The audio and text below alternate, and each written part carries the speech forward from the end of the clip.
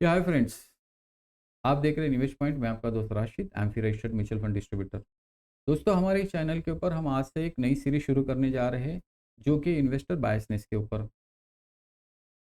ऐसे देखा गया है कि कई बार इन्वेस्टर लॉन्ग टर्म इन्वेस्टमेंट करना तो चाहता है, बट वो कर नहीं पाता है। अब इसके पीछे कई वजह हो सकती है, तो उनमें से कुछ वजह हम यहाँ पे डिस्कस करेंगे इन सीरीज़ के अंदर, और कोशिश करेंगे कि उसको हम किस तरह से हमारे इन्वेस्टमेंट जर्नी में अवॉइड कर सकें। तो आज इस एपिसोड में हम बात करने जा रहे हैं डर के ऊपर। डर एक कॉमन रिएक्शन है दोस्तों। जब भी हमारे लाइफ के अंदर अनसर्टनिटी आती है, हम डर जाते हैं। और इन्वेस्टिंग के अंदर यह डर तो इतना खतरनाक होता है कि वो हमको कई बार इरैशनल डिसीजंस लेने पे मजबूर करता है, और गलत समय पे हम हमारी इन्वेस्टमेंट को सेल कर देते हैं। तो डर हमेशा हमको स्टिमुलेट करेगा कि हमको कुछ ना कुछ तो करते रहना चाहिए, जबकि उसी समय हमको अपने आप को शांत रखना है, और उसी में हमको समझदारी माननी है। तो ये डर आएगा कहाँ से, आता कहाँ से है?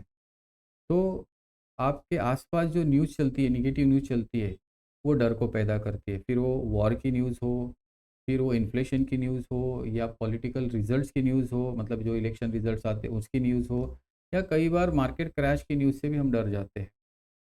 अगर आप बार-बार आपका पोर्टफोलियो चेक कर रहे हो, अगर आपका पोर्टफोलियो बार-बार रेड में दिख रहा है, यानी लॉस दिखाई दे रहा है, तब आप डर जाओगे।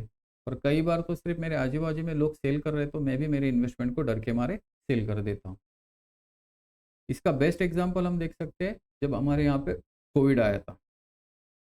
मार्च 2020 में जब हमारे यहाँ कोविड आया, तो 1 महीने के अंदर मार्केट करीबन 38% टूट चुकी थी।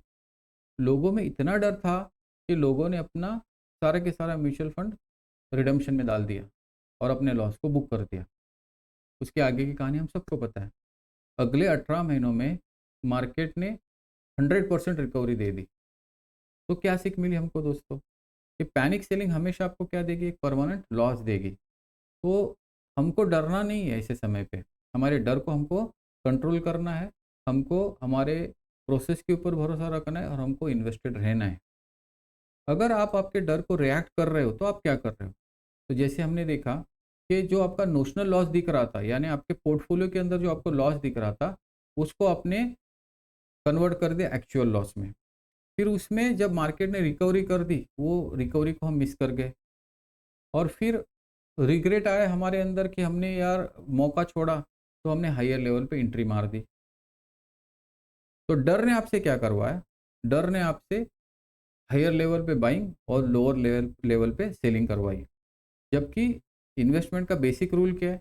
लो पे बाई करो और हाई पे सेल कर दो। तो अगर रूल्स के अगेंस्ट जा रहे हो आप, तो फिर आपका जो लॉन्ग टर्म इन्वेस्टिंग का कॉन्फिडेंस है, वो आएगा कहाँ से? तो इस डर को अगर हमको हराना है, डराना है, तो हमको क्या करना होगा? सबसे पहले जब भी आप इन्वेस्टमेंट करो, आपकी इन्वेस्टमेंट गोल बेस होनी चाहिए। यानी आपके इन्वेस्टमेंट को एक गोल अटैच कर दो। डाइवर्सिफिकेशन और एसेट एलोकेशन, इनके ऊपर भरोसा रखो। अगर वोलेटिलिटी को डर रहे हो, तो एसआईपी थ्रू इन्वेस्टमेंट कीजिए, या एसटीपी थ्रू इन्वेस्टमेंट को कंटिन्यू कीजिए। अगर फिर भी डर लग रहा है, तो अपने एडवाइज़र से बात कीजिए। दोस्तों, मान लो अगर हम किसी फ्लाइट में सफ़र कर रहे हैं, और कभी टर्बुलेंस आ गया, तो सीधी सी बात है, हम डर जाएंगे, स्वाभाविक है। डर तो लगेगा। पर क्या उस डर के मारे हम उस फ्लाइट से जंप करते? बल्कि उस समय हम हमारे पायलट के ऊपर पूरा भरोसा रखते, और अपने जगह पे बैठे रहते। बस यही हमको हमारे इन्वेस्टमेंट में भी करना है। जब भी मार्केट में वोलेटिलिटी जनरेट हो, हमको डरना नहीं है। हमको इन्वेस्टमेंट को सेल नहीं करना है, बल्कि अगर डर लगे भी, तो हमारे एडवाइज़र से बात करनी, उसके ऊपर हमको पूरा भरोसा करना होगा। इस डर को हम किस तरह से टैकल करें, या किस तरह से हम हैंडल करें? सबसे पहले हमको जो न्यूज़ नोटिफिकेशन है, उनको टर्न ऑफ करना होगा।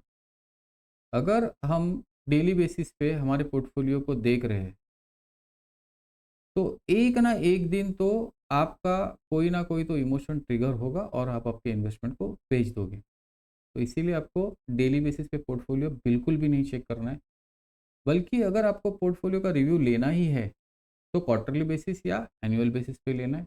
और इन्वेस्टमेंट हमेशा गोल बेस ही होनी चाहिए, ताकि जो वोलेटिलिटी मार्केट में वो हमको डरा ना सके, हमारा पूरा ध्यान हमारे गोल के ऊपर हो।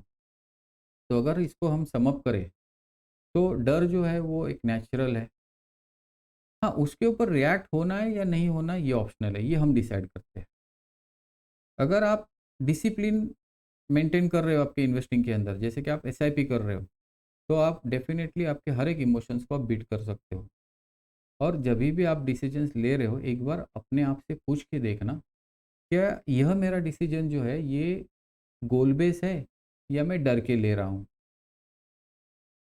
इस डर को आप डेफिनेटली कंट्रोल कर पाओगे अगर इसको हम लोगों ने अप्लाई कर दिया तो दोस्तों, हमने आज बात की डर के बारे में। आने वाले एपिसोड्स में ऐसे कुछ इमोशंस के बारे में हम बात करेंगे।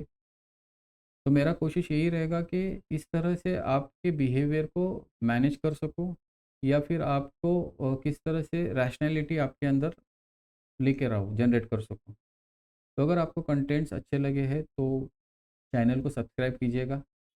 अगर हो सके तो अपने दोस्तों, अपने फैमिली फ्रेंड्स के साथ इसको शेयर कीजिएगा। Thank you so much.